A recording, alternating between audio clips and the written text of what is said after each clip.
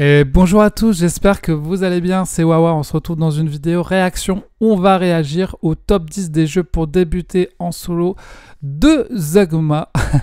J'ai pas encore regardé la vidéo, on va la regarder ensemble et je vais essayer de réagir. C'est quelque chose que j'ai envie de vous proposer de temps en temps sur la chaîne, des vidéos réactions. C'est des vidéos qu'on retrouve souvent dans les séries ou les jeux vidéo. Les gens font des réactions à peut-être des bandes annonces ou des événements ou d'autres vidéos. Et c'est vrai qu'on retrouve pas trop ça dans le monde du jeu de société. J'ai envie de vous proposer de temps en temps cela. Et comme il n'y a pas non plus plein d'événements auxquels réagir, comme par exemple Place d'Or de temps en temps, eh ben, je vais réagir aux vidéos des copains de temps en temps, avec leur autorisation bien sûr. Donc j'ai l'autorisation de Zugma pour faire cette vidéo. Donc on va aller voir ce qu'ils nous proposent, le top 10 des jeux pour débuter en solo. On va aller voir, c'est parti. Salut Zugma et salut tout le monde, c'est parti. Bon, c'est Zugma, j'espère que vous allez bien. Aujourd'hui, on se retrouve pour un petit top. Et oui, le premier top de l'année, il en fallait bien un. Et aujourd'hui, vous Le premier top de l'année, allez, c'est parti, direct. l'avez vu, c'est un top un peu particulier. Ce n'est pas le top de mes jeux préférés, même si j'aime énormément tous ces jeux, sauf un. C'est un top. Ah, il y a un jeu qu'il aime pas. Alors, c'est intéressant parce qu'il dit c'est pas mon top, c'est le top solo. Donc, ça sera peut-être pas forcément en fonction de ses goûts, mais en fonction des jeux qu'il a envie de proposer pour les gens, je pense. Top finalement destiné aux gens qui sont un petit peu curieux de jouer en solo, mais qui finalement ont plein de réticences également. Et donc, ce sont... Mais il n'y a pas de réticence, les amis. Faut essayer. Et puis, vous allez peut-être trouver un jeu qui vous plaît. Il faut en essayer différents. Et puis, c'est vrai qu'au début, c'est difficile de jouer en solo. On a la flemme, on a d'autres occupations. Mais ça fait du bien. Ça détend. Vous avez déjà fait des sudoku? Bien, faites des jeux en solo, vous verrez. Des jeux qui vont peut-être les aider à se lancer. Donc du coup, il y a plein de critères différents. C'est effectivement pas un top pour débuter les jeux de société. Personne va commencer les jeux de société en se disant je me lance dans du solo. Déjà, généralement, on ne sait pas ce qu'est le solo, on ne sait même pas que ça existe. Alors souvent, on commence le solo un peu par défaut, du genre j'ai acheté un jeu, personne à côté de moi veut y jouer, ma copine elle aime pas, machin, donc on se dit bon bah tant pis, je vais y jouer en solo. Et souvent c'est comme ça qu'on commence un peu par défaut parce qu'on a une passion du jeu que les autres à côté de nous n'ont pas forcément, et donc on se dit bon bah allez, j'y joue en solo et puis on verra bien quoi. Et c'est par défaut et après on devient joueur solo quoi. Alors bien sûr, je ne dis pas que c'est pas possible de commencer le jeu de société par le solo, mais clairement la grosse partie des joueurs solo sont d'abord des joueurs de jeux de société. Donc on va essayer de draguer ceux qui ne regarderont Les jeux de société. pas ces vidéos. Je vous drague, je vous envoie des fleurs, je vous montre mes petits tétons. Et Calme-toi Zugma, calme-toi. donc dans ce top, on va essayer de trouver des jeux qui ont les critères qui correspondent aux difficultés des gens à se lancer dans le solo. On va avoir des jeux qui sont faciles à installer, qui sont relativement courts. Beaucoup de Ok, pas mal. Comme ça, si en plus vous partez en vacances, vous pouvez les prendre avec, etc. gens ont la flemme de se lancer dans des gros jeux, et s'ils voient plutôt le mode solo, ça serait plutôt justement pour une partie détente le soir. Alors j'avais fait une vidéo, si vous avez la flemme de jouer en solo, des petites techniques pour jouer en solo, du genre installer la veille avant de jouer, etc., pour se motiver. Etc. Donc on va éviter les parties de 3 heures. On va essayer aussi d'avoir des jeux avec un mode solo qui est facile à gérer. Il y a des gens qui aiment bien faire que des parties solo de 3 heures, j'en connais. Les gens ont souvent la flemme de lire les règles, et encore plus si ça rajoute 10 pages de règles pour du solo. Ça, c'est peut-être le plus dur quand vous jouez en solo, c'est de devoir vous taper toutes les règles du jeu. Et si vous aimez pas lire des règles, c'est plutôt compliqué par rapport aux jeux vidéo où vous lancez le jeu, vous jouez. Les jeux de société, il faut apprendre les règles et il y a des gens pour qui c'est compliqué. Et je sais que moi, c'est à force d'en faire, à force d'en lire, que maintenant je prends un peu de plaisir à lire les règles. Je lis ça comme un livre en fait le soir dans mon lit. Et c'est quelque chose qui s'apprend aussi, je pense, les règles à force. Il faut avoir aussi ce truc de aimer lire des règles, et si vous aimez pas, bah c'est compliqué quoi. Solo. Donc on va trouver des choses faciles à jouer, mais quand même intéressantes. Il faut pas qu'on se dise que ce jeu-là, ok, il est sympa, mais ça serait tellement mieux en multijoueur. On va essayer de trouver des jeux qui proposent quelque chose de sympa pour du solo, quelque chose d'un peu original, d'un peu inédit. Voir si on peut vivre quelque chose, c'est encore mieux. Et puis bah, finalement, comme c'est un jeu, comme c'est un top pour draguer des nouveaux venus, pour les attirer dans notre secte, il faut que ça soit des jeux qui sont attirez-les dans notre secte, Zugma. Disponibles disponibles dans le commerce, donc il n'y aura pas de VO qui vont coûter 300 balles, et il n'y aura pas des jeux qui ne seront à... Ah, merci, parce que quand je fais des top solo, personnellement, j'essaye de pas mettre des jeux anglais que personne trouve nulle part, parce qu'il faut que ça puisse être accessible si les gens veulent l'acheter, s'ils sont intéressés. Mais c'est vrai qu'après, dans le monde des jeux de société, même si c'est des jeux en VF, au bout d'un moment, ils se retrouvent plus disponibles. Tu as des jeux que tu as achetés il y a 2-3 ans qui sont plus en boutique maintenant, qui se retrouvent plus. Donc de temps en temps, les jeux sont plus édités, on les retrouve plus en boutique. Donc c'est compliqué. Hein. Plus édité, j'ai pas vérifié. D'ailleurs, si on regarde cette vidéo dans 10 ans, peut-être que plus aucun jeu ne sera édité, qu'on trouvera plus les jeux en boutique. Je pense qu'ils sont tous disponibles. Au pire, il y aura peut-être de l'occasion, mais en vrai, je suis sûr à 90% qu'ils sont disponibles. Voilà. Ok. On va pouvoir commencer. Hein. C'est parti. Je ne sais pas combien de temps que je parle. Il y a un timer dans la vidéo si vous allez... Grosse intro de Zogma. Zapper, etc. Et me niquer mon watch rate. Tant pis, je ne vous en voudrais Mais non. pas. Et on commence tout de suite par le 10e. Je vous avais dit que je les adore tous sauf un. Et ben c'est ce 10e. Il y en a un qui l'aime pas. 10e là, du coup, je n'allais pas le mettre plus haut. En réalité, j'ai appris à l'aimer avec le temps. Mais au départ, j'ai eu une petite confrontation. Est-ce que c'est pas Vendredi? Parce que moi, c'est le jeu Vendredi qui m'a fait ça. Au début, j'aimais pas trop et maintenant, j'aime bien. Un peu difficile. Il s'agit des Fiefs de Norbois. Oh, les Fiefs de Norbois. Alors, attendez. Je l'ai. Voilà, il est là. Le seul dont je ne suis pas vraiment sûr en fait qu'il soit encore disponible dans le commerce, mais au pire ça se trouve assez facilement d'occasion, c'est une certitude. Les Fiefs de Norbois, c'est un jeu de Bad Boom Games, c'est un jeu de Will, Sou et je crois un jeu de pli. Sa compagne, mais je suis pas sûr, mais je crois que c'est la famille Sou. Comme c'est écrit dessus, c'est un jeu de cartes malin en Alors là c'est que un joueur par contre, donc il est marqué que un joueur et vous pouvez pas jouer avec d'autres gens. En fait c'est un jeu de pli exclusivement jouable en solo. Mais ouais, vous avez pas très envie de jouer en solo si je vous sors des... Alors moi, c'est pas non plus un jeu qui m'a, on va dire, marqué. Enfin, si, il m'a marqué, mais c'est pas dans mes préférés, dans mes petits jeux. Et d'ailleurs, je pourrais vous recommander... attendez, je vais faire pause parce que... Voilà, je pourrais vous recommander dans un autre thème, le Seigneur des Anneaux, la communauté de l'anneau, le jeu de pli que j'ai préféré parce que vous avez une campagne avec des personnages à débloquer et vous êtes dans l'univers du Seigneur des Anneaux. Donc, même c'est peut-être un peu moins stratégique et encore, quoique, j'ai quand même préféré celui-ci au Fief de Norbois. Mais Fief de Norbois est peut-être plus facile à transporter si vous allez dans le train, etc. Donc, en jeu de pli solo, c'est vrai qu'il n'y en a pas tant que ça. Hein, parce que The Crew, par exemple, c'est pas jouable en solo, par exemple. Allez, on continue la vidéo. Des jeux qui sont jouables également à deux, vous allez me la mettre à l'envers, je suis pas bête. Jeu de pli uniquement en solo. What the fuck, c'est quoi cette dinguerie? C'est ce qui fait qu'on s'est un petit peu frité avec moi au départ, c'est que je suis pas spécialement attiré par les jeux de pli, je suis pas spécialement attiré par cette esthétique très chou. Pareil, Zogma, pareil. Mignon, c'est trop mignon les petits bidous. On a des petits animaux, mais en fait c'est pas grave. C'est un jeu qui est ultra convaincant. En fait c'est vraiment un jeu de plis. Vous allez devoir gagner, mais aussi perdre des plis. C'est-à-dire que tu dois gagner des plis quand il te faut beaucoup de plis, ou sinon, attendez, quelqu'un. Désolé, j'avais un appel. Ouais, donc et des fois il faut aussi perdre des plis pour pas en faire beaucoup. Par exemple là, le petit bonhomme, faut faire 0 plis. Donc faut pas toujours gagner.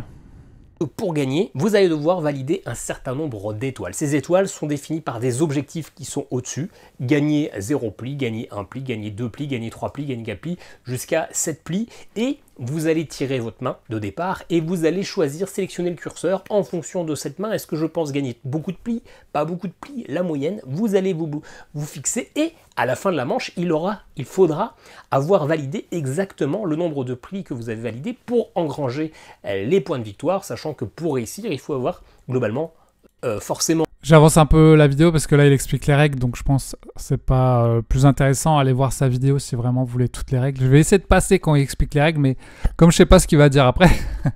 Bon, un atout, le joueur... Bref, on va avoir des pouvoirs spéciaux que l'on va pouvoir valider, utiliser. Ce que j'aime bien dans les Fiefs de Norbois, c'est quand tu gagnes contre un adversaire, contre un chef de fief, tu le récupères dans ton équipe. Et donc, tu peux utiliser ces pouvoirs ensuite par la suite.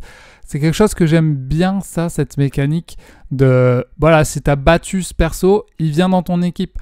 C'est quelque chose que je retrouve dans le Tower Defense Keep the Heroes Out, avec l'extension Boss Battle, où quand tu affrontais un boss, après il rejoignait ton équipe et tu l'avais.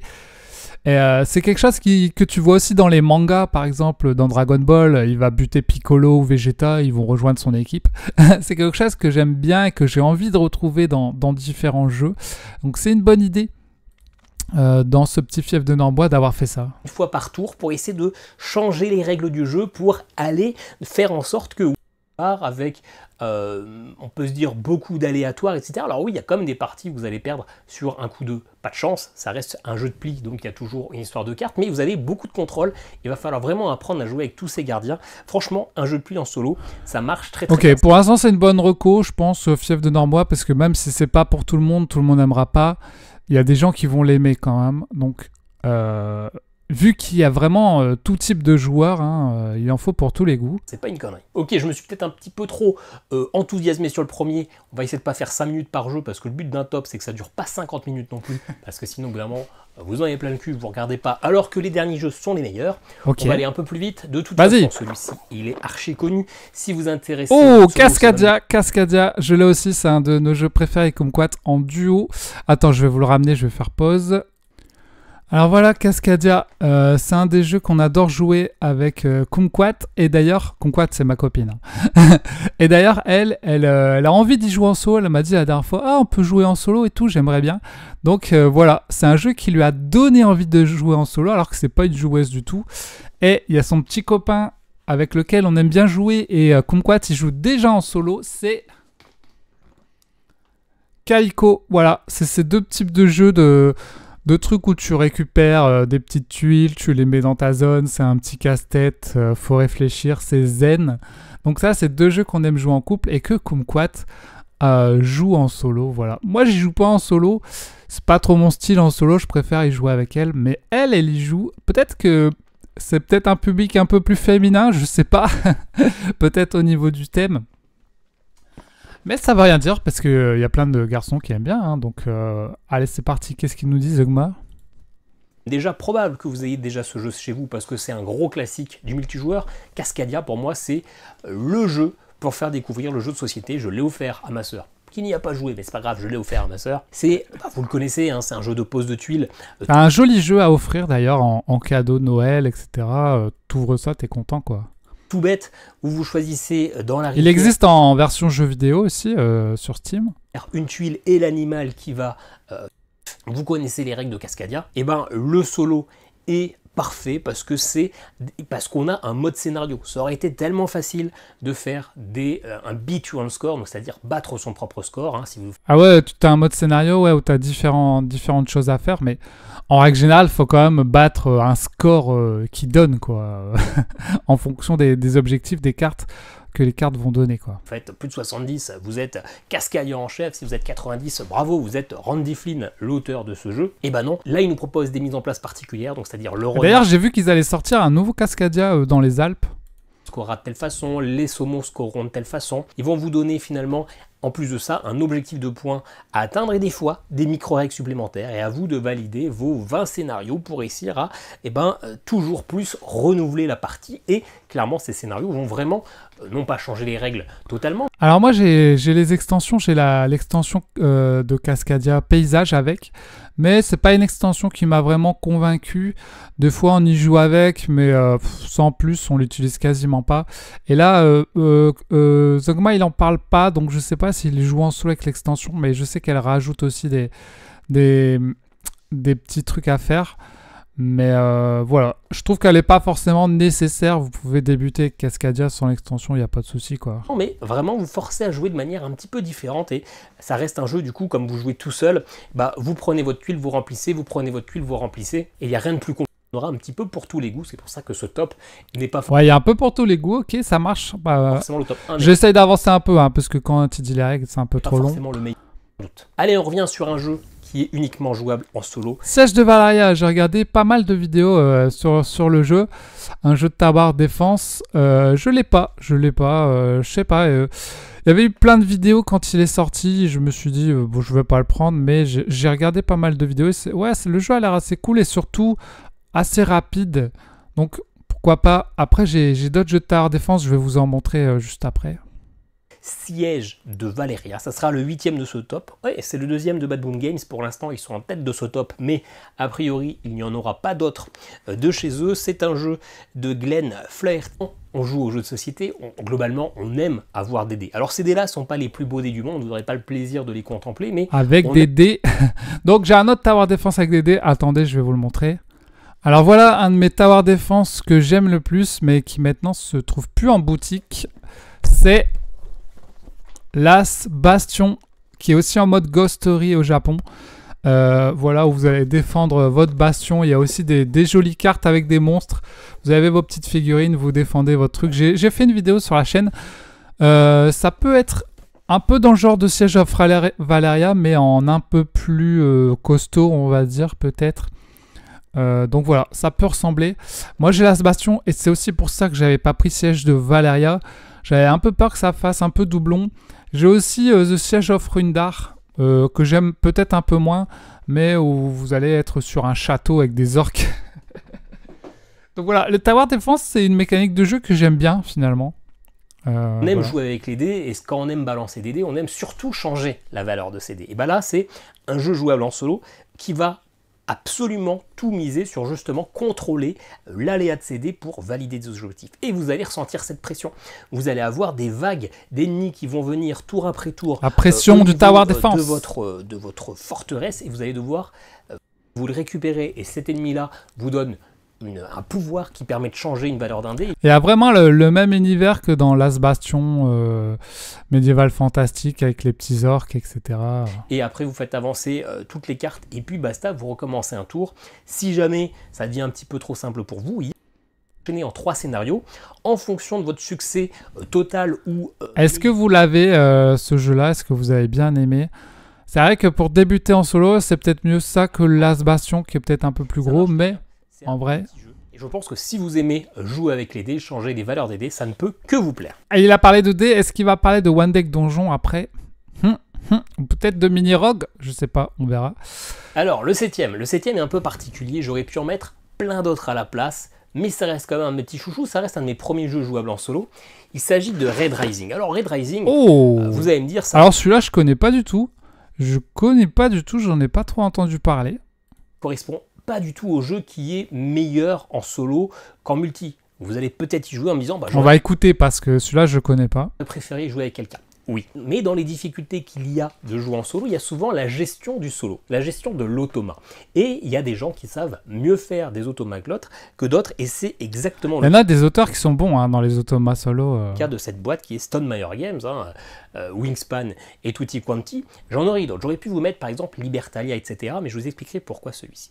En tout cas, Stone Meyer Games, dans leur société, ils ont une petite filiale qui s'appelle l'Automa Factory. Ils sont experts en création d'automas. Et c'est vrai que ces automas, ils sont super simples à gérer. Vous avez une carte, recto verso, et souvent la deuxième carte, vous la mettez à côté de la première, et puis en fonction de la position d'une flèche, etc., vous validez l'action, l'icône qui est en face, qui est souvent ultra simple, ce qui permet d'avoir des automas. Je l'écoute. Rien à penser, c'est pas vous qui avez essayé de gérer comment l'automa peut être à peu près équilibré, c'est eux qui ont tout fait avec leur petite tête pensante et leurs petites mains bien faites, et bam, ça vous fait un automa qui a des comportements semblables à un joueur solo, mais tout en un joueur pas solo. En vrai, ça doit pas être facile de faire des automas solo, hein. Ça doit pas être si facile.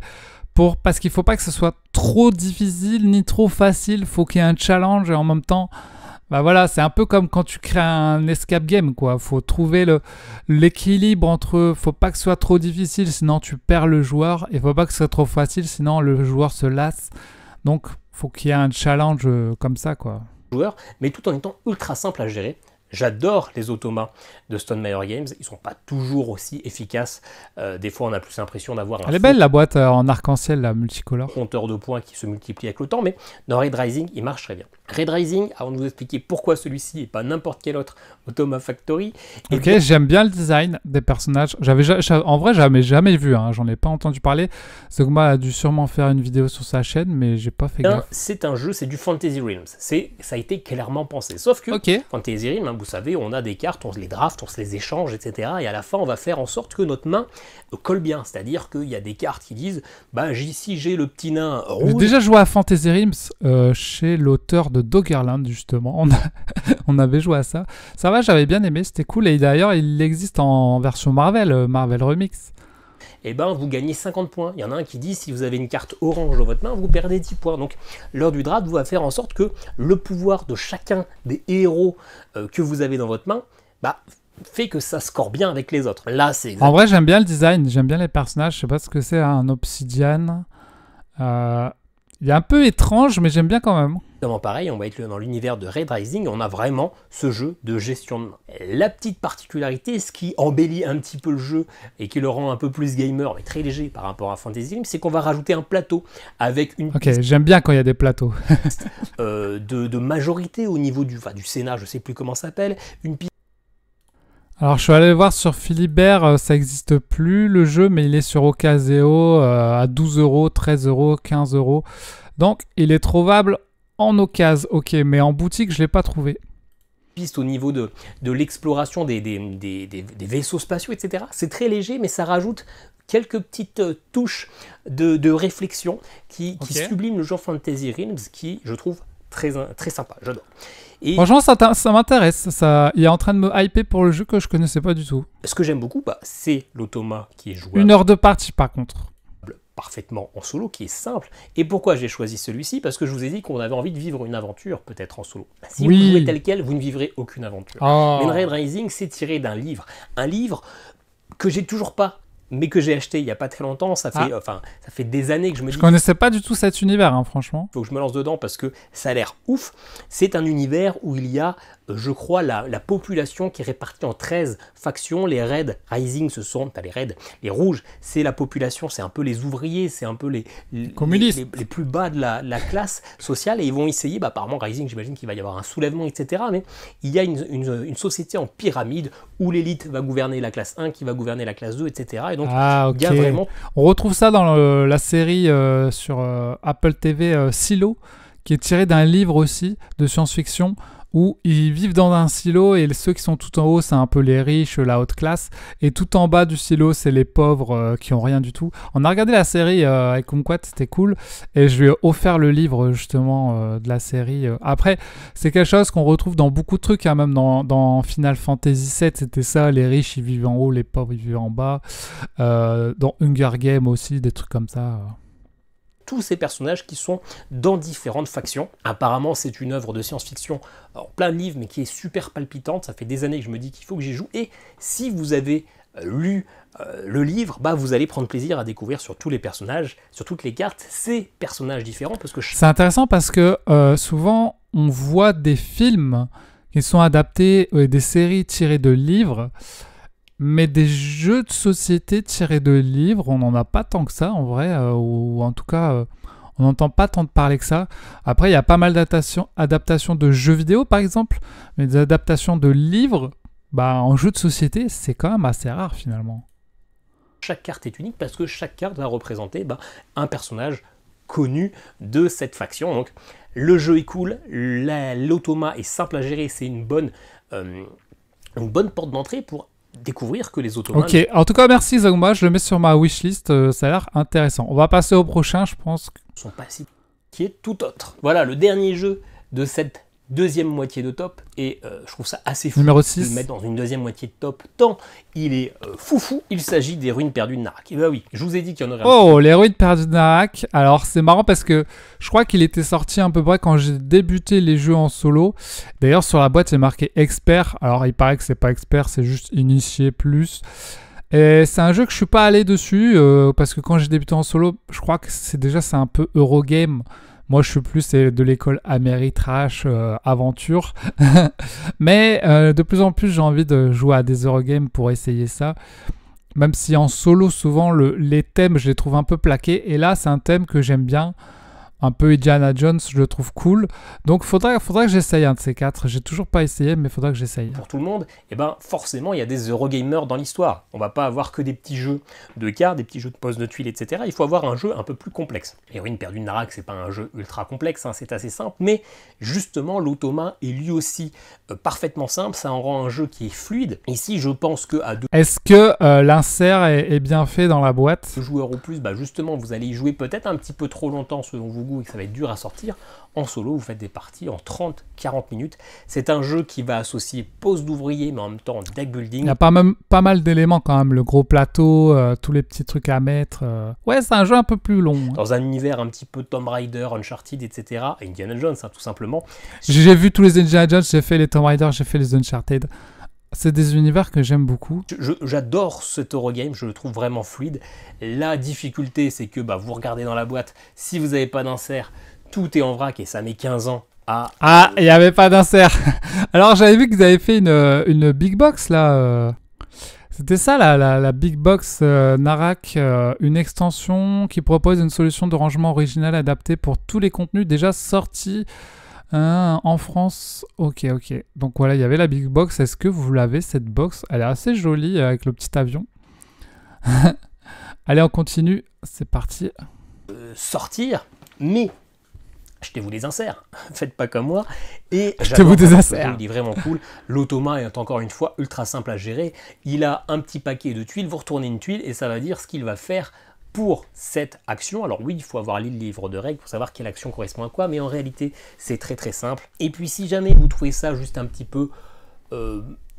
léger de jouer contre un autre automa, alors que cet automa a plusieurs niveaux de difficulté en réalité, et donc vous allez vraiment pouvoir vous challenger, essayer de trouver votre niveau. Ce qui serait intéressant de savoir, c'est est-ce que ces jeux sont mieux en solo ou à plusieurs? Parce que souvent dans les jeux en solo, il y en a qui sont mieux en solo, il y en a d'autres, enfin en tout cas moi personnellement, il y en a que je préfère à plusieurs, il y en a que je préfère en solo.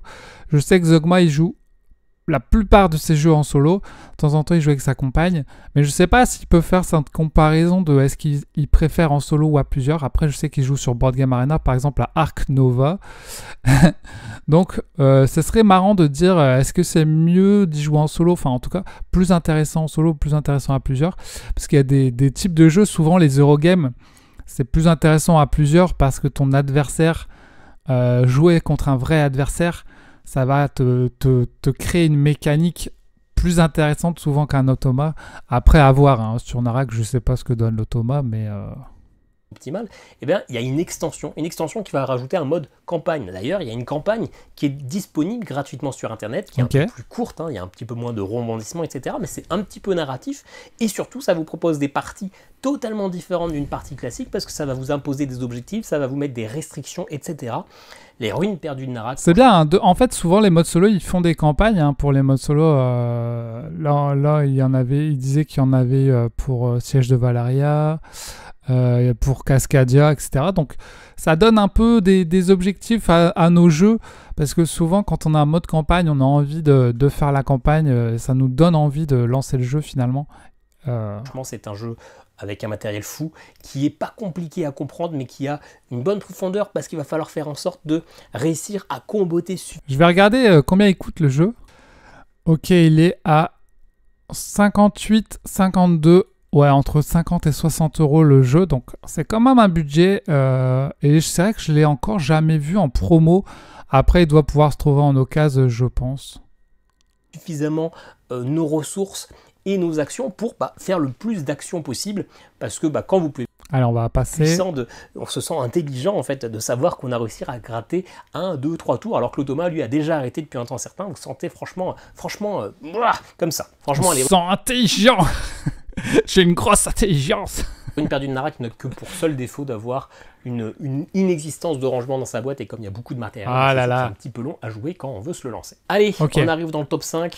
Le top 5, je me demande ce qu'il a pu mettre, en sachant que c'est pas pour lui les jeux, c'est pour les gens. Qu'est-ce qu'il aurait pu mettre Mini-Rogue, je sais pas. En jeu narratif, Ayla et l'éclat de la montagne peut-être. Paper Tales, derrière, je vois qu'il y a un Paper Tales. Est-ce qu'il va nous mettre Paper Tales?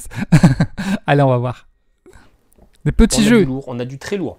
Oh, du très lourd. Est-ce qu'il va nous mettre Ark Nova? Non, c'est pas pour débuter, c'est abusé. Étonnamment, dans ce top 10, je me rends compte en fait qu'il y a beaucoup de jeux dont il n'y a aucune partie sur la chaîne, soit parce que ce sont des jeux où je jouais avant de faire Ah, peut-être qu'il va nous mettre Hit. C'est un des premiers jeux qu'il avait fait en solo. chaîne, soit ce sont des parties que je n'ai... Alors il y en a certaines que j'ai tournées et que j'ai effacées parce qu'il y avait des bugs de son et qu'au bout d'un moment la flemme de les retourner, mais c'est vrai que... Non, ça va, il n'y a que 3 jeux dont il n'y a pas de vidéo. En fait, c'est celui-ci et les 2 précédents qui n'ont pas de vidéo. Bref, le prochain, Bullet Heart. Bullet, let's go. Ouais, Bullet. Mais le Bullet cœur va être difficile à trouver. Mais il y a le Bullet l'étoile qui arrive bientôt, que j'ai préco d'ailleurs. J'aime beaucoup Bullet, que ce soit à 2 joueurs ou en solo pour affronter les boss. Donc, après, est-ce que je le conseillerais à des débutants? Je sais pas. Parce que les personnages ont quand même des pouvoirs, les boss aussi. Donc, il y a quand même si le jeu est rapide à mettre en rapide à mettre en place, il y a quand même des règles. Hein. Je sais pas si en tant que premier jeu, faut quand même connaître un peu les jeux de société, je pense, pour se lancer dans Bullet. Mais en plus, moi, j'adore les mangas. Donc, j'adore les jeux un peu manga. Et un jeu manga jouable en solo qui est bon, c'est assez rare en fait. Donc, merci Zagoma d'avoir mis Bullet. On va écouter ce qu'il a à dire sur le sujet. Avec un titre un petit peu faussé, Shoot 'em Up Puzzle Action. Ça se veut un hommage au Shoot 'em Up, c'est-à-dire ces jeux de tir dans des petits vaisseaux, il faut éviter les petites balles, etc. Qu'il y avait énormément dans les années 90-2000 sur les bandes d'arcade, etc. Et en réalité, je trouve qu'on n'a pas tellement cette sensation de shoot 'em up, mais on a une réelle sensation de puzzle game. On a vraiment l'impression de jouer à un jeu sur téléphone, où on va devoir essayer d'associer des boules de certaines façons pour faire des explosions et l'envoyer de l'autre côté. C'est une sorte de puzzle bubble, si vous connaissez sur bande d'arcade, même si c'est pas du tout les mêmes règles. Là, on est dans un univers manga. On va utiliser des héroïnes pas toujours beaucoup vêtues, mais en tout cas très stylisées. C'est un jeu qui se joue en multijoueur, mais je trouve qu'il brille par son mode solo / coopération, parce qu'on va pouvoir affronter 8 boss. Les 8 boss. Il est disponible sur Steam aussi en jeu vidéo. Qui sont finalement vos 8 héroïnes, mais en mode méchante. Et c'est un jeu que je trouve ultra intéressant, parce que ça vous donne des vraies sensations de puzzle game, de réflexion, mais en même temps de bagarre. Vous allez avoir un petit sac avec des petits pions de 5 couleurs différentes, si je dis pas. Ça, c'est trop cool, le petit sac. Et si vous pouvez, parce qu'en fait, c'est juste des petits cartons. Et la plupart des joueurs, ils ont mis des petites capsules. Ils ont acheté des petites capsules. Ils ont mis les petits cartons, les petites capsules pour avoir vraiment des capsules. J'en avais commandé. D'ailleurs, j'en ai encore en rab pour le prochain Bullet étoile. Pas de bêtises, c'est ça. Et vous allez avoir une grille. Et une grille pour les boules rouges, une pour les vertes, une pour les jaunes, une pour les bleus et une pour les roses. Tout simplement, quand vous prenez votre jeton, s'il y a un 1, vous le mettez sur la première zone libre de cette colonne. S'il y a un 3, vous mettez sur la 3e zone libre de cette colonne. C'est-à-dire qu'il y a déjà un jeton sur la première case, donc vous comptez 1, 2, 3, vous le mettrez donc sur la 4e case. On va passer les règles. Plateau pour activer vos propres à le tuer. Les parties, c'est 20 minutes. Vous avez vraiment 8 personnages qui ont un pouvoir spécial, ce qui fait que vous avez vraiment une impression de jouer différemment. Les boss ont aussi chacun leur capacité, donc chaque partie va être vraiment différente. Il y a toujours le petit plaisir d'aller chercher le petit jeton dans le sac. Un jeu qui est franchement très efficace. J'ai vraiment envie d'y rejouer à Bullet. J'attends vraiment l'étoile pour rejouer avec tous les personnages. Qui est, je pense, sa meilleure configuration dans du solo. Alors vous pouvez le faire en mode speed, temps réel, etc. Clairement, ne faites pas ça, vous perdez toute la partie réflexion. Ouais, temps réel, c'est chiant, c'est chiant. Etc. Ça c'est bien quand vous jouez contre un pote, mais faites vraiment... Encore même contre un pote, moi je préfère jouer en coopération contre les boss sans timer. On prend le temps de réfléchir. Du vrai tour par tour, histoire de bien... En fait, il y a un petit côté, finalement, charlatan de Belcastel. Si vous connaissez charlatan, où vous piochez des petits trucs, vous mettez dans votre machin, faut pas que ça explose. Bullet, ça reprend ça un peu, finalement. Tu vas piocher ton jeton, tu vas le mettre. Et si tu en prends trop, tu vas pas exploser, tu vas perdre des vies. Mais c'est un peu... Il y a un petit côté charlatan de Belcastel, au final. C'est marrant. Prendre le temps de bien analyser. Un jeu qui est très cool. Je crois qu'il n'est plus disponible. Et d'ailleurs, finalement, charlatan de Belcastel, ils auraient pu faire un mode solo où tu pouvais affronter un boss, tu vois. Enfin, c'est Bullet au final, quoi. Mais La bonne nouvelle, c'est que Bullet Star, donc Bullet Étoile, hein, Oui. c'est Bullet Art, sort, je crois, au mois de juillet ou au mois d'août, la nouvelle version chez Matago. Donc, mettez-le. Elle est reportée septembre ou octobre, il me semble. C'est franchement une valeur sûre, un très bon jeu. Il faut aimer le design manga, mais niveau du gameplay, je trouve ça fou. Et vous en verrez sûrement une partie d'ici la fin de l'année, parce que j'ai financé les autres extensions et la Big Box en Kickstarter, et je pense que ça sera l'occasion de tourner la vidéo. Ah ouais, il a financé carrément la campagne. Bon, moi j'ai juste préco l'étoile en boutique. Parce que je prends mes jeux en français et que la campagne, je ne pense pas que c'était en français, il y avait en anglais. Donc, comme je ne prends pas mes jeux en anglais. Parce que je crois que vous avez encore des extensions supplémentaires et vous avez une big box. Ah ouais, la big box, ça peut être cool. Après, je trouve les boîtes assez belles. Donc, moi, les boîtes comme ça me va. Je pensais pas qu'ils le mettraient dans ce petit top. Ça fait plaisir. Hein. Là où j'en avais fait une à l'époque, je me rappelle très bien, mais j'avais dû la supprimer parce que il n'y avait pas le son. Voilà, on arrive sur le top 4. Le top 4, et bah oui, comment ne pas en parler? C'est le jeu qui m'a fait découvrir le mode solo, c'est le jeu qui m'a donné Hit. Je suis sûr que c'est Hit. Envie de jouer en solo, qui m'a fait découvrir à quel point c'était simple et plus enrichissant que d'y jouer avec ma compagne. Il s'agit de Hit. Ah, c'était sûr. J'ai sorti la boîte de base, j'ai sorti la boîte d'extension. Oui, j'ai dit il n'y a pas très longtemps que je n'achèterais pas l'extension parce que la boîte de base me suffisait. Bah oui, je suis un lâche. Il est complétiste, hein, Zogma. C'est pas possible qu'il ait pas les extensions d'un jeu qu'il aime bien, hein, c'est sûr. Bon, on va pas écouter les règles, je pense. Jouer en rajoutant 2, s'il y a 4 sur les 3 cartes. D'où le nom du jeu, mais si vous n'avez plus de cartes hit dans le moteur, bam, j'ai joué que sur Board Game Arena, donc j'aimerais bien jouer en vrai. J'avais joué avec Seb de Seb et ses cartes sur Board Game Arena, il m'a appris à jouer le jeu, donc c'était sympa. Et vous allez être un moteur pour avancer la sensation de course. Et il paraît qu'en solo ça marche très bien parce que tu joues contre les voitures, etc. Alors je suis pas sûr que c'est un jeu que j'aimerais bien jouer en solo, je trouve. Moi c'est un jeu que j'ai envie de jouer avec des gens, Hit. Les jeux de course en solo, bon, je sais pas. Voilà, je sais pas. Il y a un mode météo. Qu'est-ce que vous en pensez? Est-ce que vous jouez à des jeux de course en solo ou vous préférez jouer avec des gens? On va rajouter toutes des conditions météorologiques différentes en fonction de l'endroit. Okay. C'est intéressant de jouer à un jeu de course quand on est plein de voitures que quand on est 2 ou 3. Franchement, Hit, c'est une valeur sûre. Foncez dessus. Pas forcément besoin d'extension. Hein. Le jeu est parfait. Ok. Alors, ça va être quoi là? On était au top 4. Il reste le top 3. Je me demande ce qu'il a mis en top 3. Franchement, je vois Paper Tales en top 1. Peut-être qu'il a mis Paper Tales, mais comme il fait partie de son top à lui, je sais pas s'il a mis. Après, je vois derrière, on a genre du Résistance, du Sorcellerie, de Subterra 2. Est-ce qu'il nous aurait pas mis un petit Subterra 2? Ce serait incroyable. Dans sa boîte de base, c'est juste pour les petits coquins qu'on en a rajouté un petit peu plus. Allez, le top 3. Le top 3, et des fois je me dis pourquoi Hit n'est pas dans le top 3 tellement, rien qu'en parlant, j'ai envie d'y jouer. Mais non, pourquoi pas, c'est mon top, je fais bien ce que je veux. Le troisième, c'est Skytier Horde. En fait, Skytier Horde, je vous ai fait une partie il n'y a pas longtemps sur la chaîne. Alors j'ai bien envie de voir ce que va dire Zogma, parce que moi c'est pas un jeu que je recommanderais pour débuter le solo, justement. Parce que je trouve les règles... pas évidente pour commencer à débuter. Et moi, je suis content de l'avoir pris après 2 ans de jeu en solo et de pas avoir commencé comme avec ça parce que peut-être que ça m'aurait un peu dégoûté. Ok, il y a un côté Hearthstone, voilà, les cartes, etc. Mais je trouve les règles pas si évidentes de se mettre dedans. Parce que chaque monstre que tu vas affronter, ils ont un peu leurs propres règles. En plus, la traduction de Matago est un peu approximative parfois. Donc, pour moi, c'est pas un jeu que je recommanderais pour débuter, mais plutôt une fois que vous avez à peu près 1 an ou 2 de gameplay de joueur solo. Donc, voilà, c'est que mon avis, on va écouter ce que Zogma a à dire là-dessus. En fait, ce jeu se veut comme un Tower Defense coopératif. Mais en fait, le vrai ressenti, c'est de jouer à Magic en solo. Oui, on peut y jouer à 2 contre un adversaire, mais ça se joue tout seul. En réalité, c'est pas un jeu multijoueur, mais c'est toujours plus vendeur. C'est vrai que ça se joue très bien en solo, quoi. Ça a été fait pour le solo et pour les joueurs solo de base, quoi. De faire un jeu qui va se jouer de 1 à plus que de se jouer tout seul. C'est un jeu solo. Et c'est vraiment un jeu qui vous donne la sensation de Magic.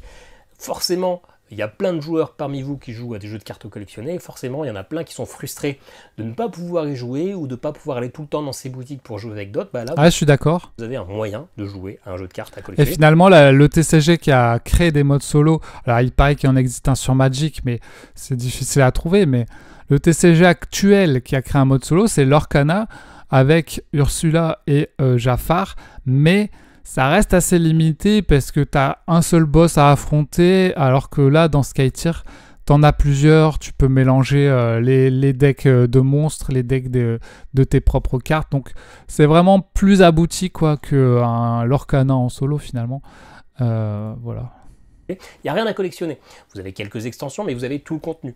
Mais la manière dont vous allez jouer vos cartes, dont vous allez jouer les combinaisons de cartes, ça donne vraiment la sensation d'avoir un schéma de jeu à la Magic, où vous allez gérer votre mana, vous allez essayer de sortir les cartes dans le bon ordre, des 5 ou 6 emplacements, je ne sais pas, ces monstres, ces créatures d'un côté ou de l'autre, parce que des fois c'est Franchement, je pensais pas qu'il allait me mettre dans ce top, et encore moins en 3. plus rentable de Je suis assez étonné. Quitte à s'en prendre aussi s'il y a une zone vide, une ligne vide, plutôt que de faire la confrontation C'est un bon jeu, mais franchement, je le recommanderais pas forcément à des débutants. Mais direct. Donc il y a ce petit côté stratégique. pourquoi qui peut pas faire Tower. En fait, à des débutants, si vous avez l'habitude de jouer à des jeux de cartes, c'est ça en fait. Parce que si vous n'avez pas l'habitude de jouer à des TCG, des jeux de cartes, du Magic, du Hearthstone, ça va peut-être être compliqué quoi. Tower Defense, mais clairement c'est un jeu à la Magic. La partie deck building avec une boîte de base, elle est assez légère, elle est même quasiment inexistante. Ouais, en fait, quand vous avez juste la genre monolithe, si vous voulez créer votre propre deck, ça va être compliqué. Il va falloir plusieurs boîtes là-dessus. Et puis aussi, il y a eu des différences de règles entre chaque boîte, donc c'est chiant quoi. Vous avez 4 decks bien différents, 2 de plus si vous achetez les micro-extensions, mais vous avez quand même pas mal d'adversaires différents, avec forcément des cartes qui vont sortir un peu dans le désordre. Et si vous achetez l'extension, il y a l'extension Monolith qui vient de sortir en France récemment, qui corrige la plupart des défauts de la première boîte. Donc clairement, si vous deviez acheter Skytier Horde, achetez Skytier Monolith, parce qu'il y a franchement, il y avait des petits soucis qui faisaient que certains tirages étaient catastrophiques et que c'était difficile à gérer. Là maintenant, ils ont un petit peu géré ça. Mais du coup là, si vous commencez à avoir plus de cartes... Est-ce que tu as eu le temps de faire la campagne, Zogma? Et qui a eu le temps de faire le mode campagne Bien sûr que les cartes, il y a déjà des decks préconstruits, mais vous avez moyen de peut-être moduler un petit peu vos decks comme vous le souhaitez. Et puis il y a une nouvelle extension qui est arrivée en financement participatif récemment et qui sortira sûrement en France l'année prochaine parce que ça marche quand même plutôt bien. Un vrai bon jeu de duel de cartes, un Magic. Il parlait de campagne là ou encore d'une nouvelle? Même avec une boîte de base, une bonne rejouabilité, franchement, allez-y, faites-vous plaisir. Alors le top 2. Comment ne pas le citer dans un top des jeux solo?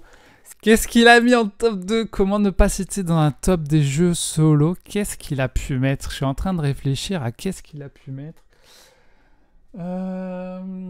Peut-être Final Girl. Peut-être Final Girl. C'est un jeu uniquement solo. C'est un jeu qui Final va Girl. vous faire vivre quelque chose. C'est un jeu Final Girl. avec une identité toute particulière, avec un thème C'est sûr. qui fait envie à tout le monde. Je pense que c'est un jeu que beaucoup de gens ont essayé, même des joueurs non solo. Je pense que beaucoup de gens ont peut-être détesté, mal compris le jeu, etc.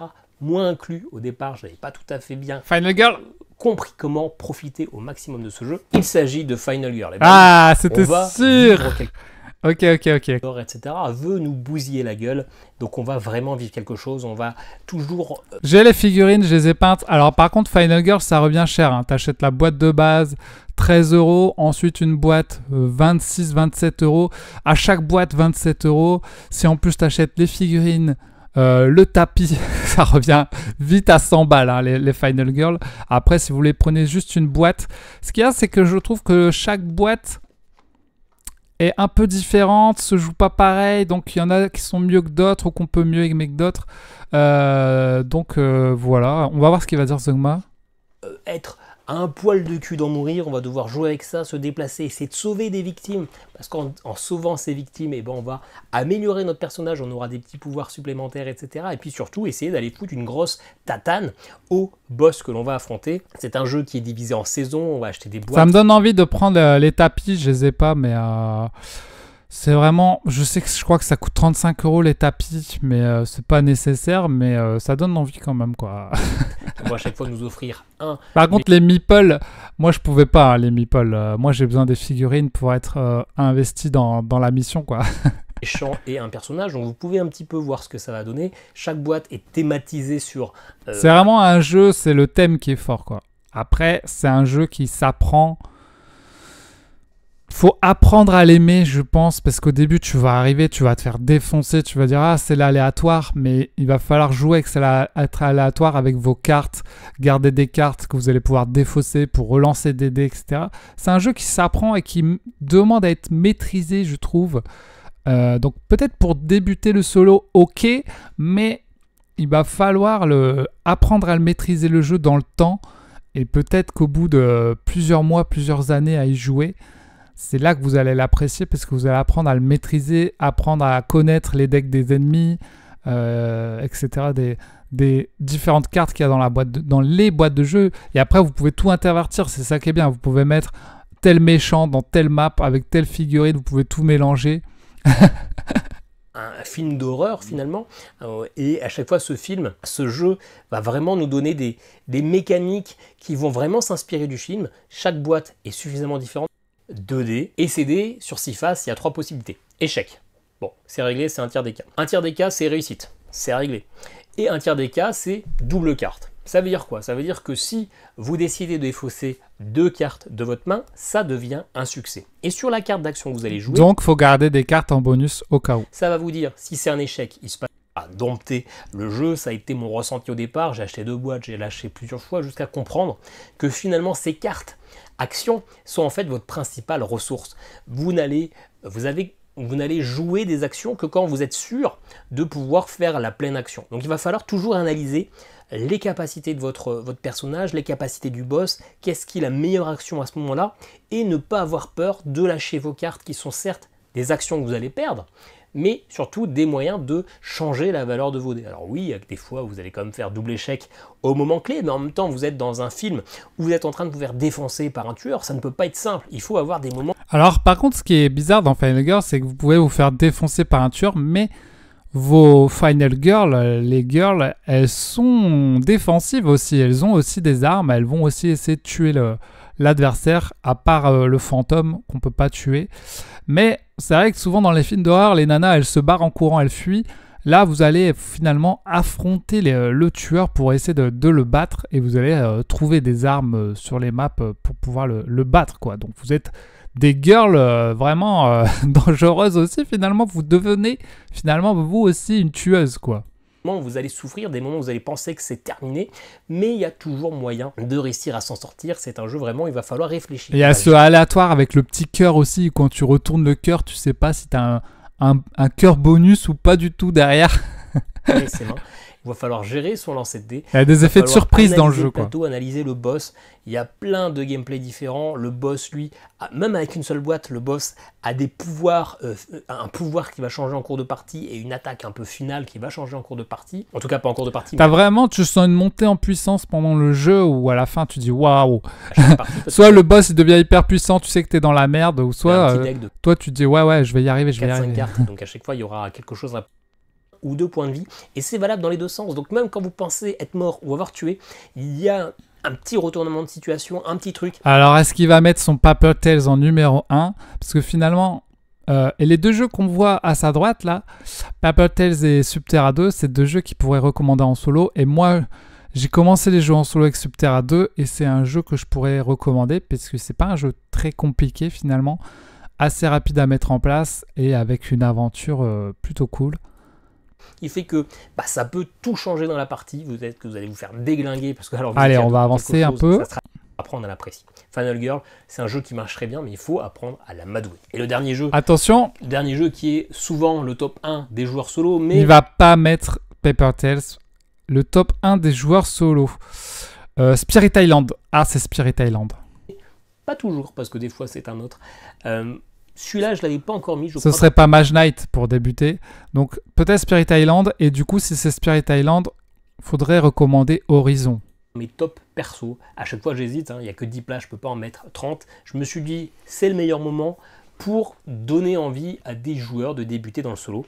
Un jeu qui est dans son genre le plus simple à mettre en place. Okay. Dans son genre le plus court, parce qu'une partie, ça va être en 30 à 40 minutes. Okay. Dans son genre, on va vivre quelque chose.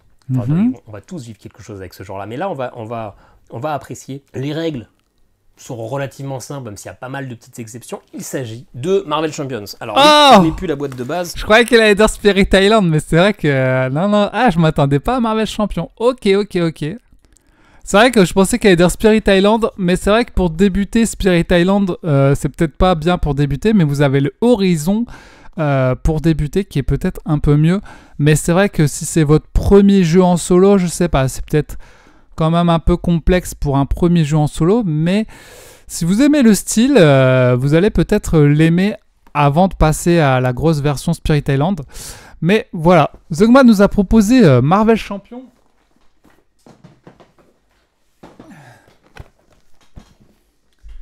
Et peut-être qu'il y a beaucoup de gens qui ont commencé avec Marvel Champion. Et là, on se retrouve aussi sur un jeu de cartes. Donc, est-ce qu'il est peut-être plus recommandable que Skytier Horde? Je pense que je pourrais recommander plutôt Marvel Champion que Skytier Horde parce que c'est peut-être plus facile dans les règles, je sais pas. On va voir ce qu'il va dire Zogma là-dessus. Est-ce qu'il va comparer un peu à Skytier Horde ou pas? Tout est dans cette boîte de rangement. On va le mettre comme ça, même si c'est pas très joli, mais ça va éviter que la boîte pète parce que la boîte, elle est bien lourde. Et bah oui, Marvel Champions. C'est un jeu qui est parfait en solo. Alors oui, certains vont dire que c'est mieux à 2 joueurs. Certains héros sont meilleurs à 2 joueurs. Alors j'ai jamais joué à plusieurs, mais il paraît que c'est pas si mieux.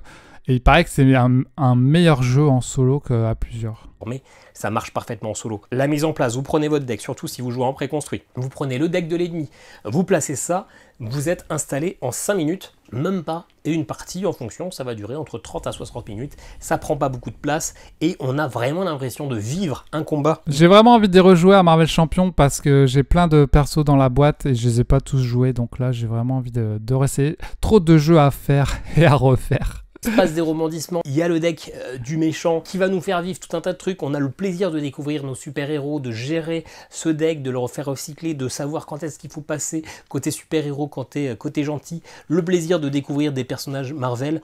C'est un jeu qui est certes coûteux si vous achetez beaucoup de contenu, mais avec une boîte de base qui est quand même trouvable souvent en occasion et qui même...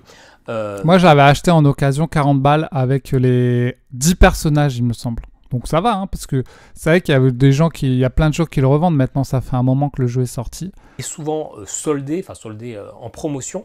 Vous avez 3 boss différents avec 3 niveaux de difficulté différents. Il n'y en a pas un il n'y a pas de gros les héros qui sont sortis cette semaine, qui sont encore dans la petite... Zogma il prend tout, hein. Ouais, parce que j'ai pas eu le temps de les jouer, hein. Je suis allé les chercher hier soir.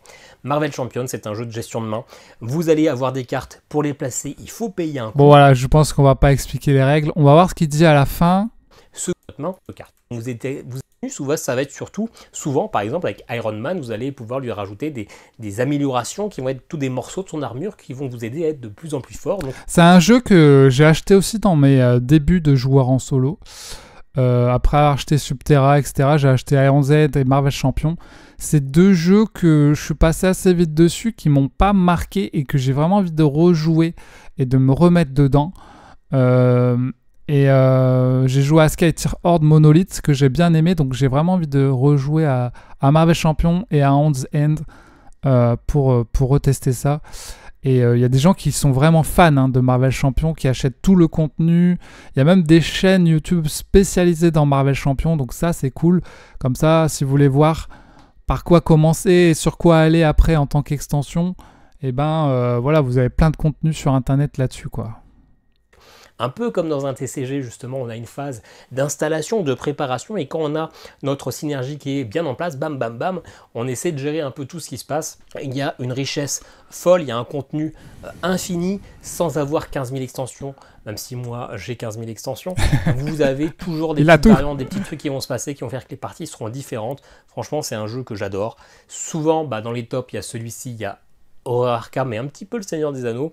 J'ai tendance dans mon top global, dans le choix des JCE, à mettre Horror Arkham parce qu'il y a ce côté narratif qui est puissant. Mais pour débuter... Peut-être le défaut de Marvel Champion, c'est qu'il n'y a pas ce côté narratif, ce qui est dommage, quoi, parce qu'en plus, on aurait pu faire une histoire carrément entre chaque boss, etc. Une aventure avec une bande dessinée. En plus, il y a plein de comics, donc... Ils auraient pu limite prendre des pages de comics pour faire l'histoire, quoi. Le solo, Arkham, ça va être des campagnes, ça va être des parties qui vont être beaucoup plus longues, etc., ça peut peut-être rebuter un petit peu les joueurs, alors que là, c'est clairement, on a ce côté instantané. C'est ça qui est bien avec Marais Champion, c'est que c'est des parties pas trop longues. Et les gens qui débutent dans le jeu solo cherchent souvent des jeux pas trop longs pour pas que ça te fatigue, quoi. Parce que tu rentres de boulot, t'es fatigué, t'as pas envie de partir dans un jeu de 3 heures qui est trop compliqué, qui est trop long. Et c'est ça qui est cool avec Marais Champion, c'est tu choisis ton perso, ton boss, tu peux prendre des decks préconstruits, t'es pas obligé de les créer, bim, tu fais ta mission et c'est parti, quoi. Ce côté rapide qui ne peut pas déplaire aux joueurs un petit peu réticents à essayer du solo. Et voilà pour ce top 10 des jeux pour débuter le solo, non pas pour débuter les jeux de société, mais pour tenter, dire ah ouais ok j'ai envie de voir ce que c'est le solo, est-ce que ça peut me plaire ou pas. Je pense qu'on a des propositions bien différentes en fonction de vos genres de jeux, que vous êtes des joueurs un peu plus experts ou un peu plus familiaux. N'hésitez pas à me dire ce que vous en pensez, vous qui sûrement êtes des gens déjà convaincus. Eh ben ok, merci Zogma, dites-moi ce que vous en avez pensé de cette vidéo réaction, est-ce que c'était intéressant ou pas, est-ce qu'on en fera d'autres? Pour débuter, du coup moi je pourrais recommander Subterra 2, peut-être Elia et la clé de la montagne en jeu de narratif. Après, qu'est-ce que je pourrais recommander? En fait, faut du mini-rogue. Un petit mini-rogue, un petit one-deck donjon. Ça peut être pas mal. Après, il y a un jeu que j'aime bien offrir pour commencer les jeux en solo, mais pour les gens qui sont vraiment pas encore dans le monde des jeux de société, c'est Lucky Number. C'est le petit jeu avec des trèfles. Désolé, je l'ai pas pris, mais je l'ai offert à ma belle-sœur à Noël parce que c'est un jeu que tu peux jouer en duo, à plusieurs, etc. Et c'est un petit casse-tête peut-être moins gros qu'un Cascadia, qu'un Calico, tous ces jeux-là. Lucky Number, c'est vraiment tout petit. Et souvent, je le recommande pour les gens qui débutent vraiment dans le monde des jeux de société et des jeux en solo. Après, vous avez des jeux comme Daydream, par exemple, à cocher. Voilà. Maintenant, vous avez de quoi faire. Il y a plein de trucs. Il y a plein de jeux en solo. Et il y a même des jeux à moins de 20 €. Je vous avais fait une vidéo sur les jeux à moins de 20 €. Zogma en avait fait une aussi. Donc voilà. N'hésitez pas à dire ce que vous en avez pensé. Et vous, quel jeu vous pouvez recommander pour débuter en solo? Et il faut trouver aussi selon le style de chacun. Parce qu'on a tous des styles différents. On aime des jeux différents.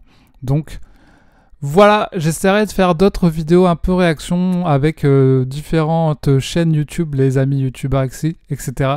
Quand je regarde pas la vidéo, comme ça je la regarde en même temps que vous. Ça pourrait être sympa. On se retrouve dans de prochaines vidéos. Salut tout le monde, tchuss!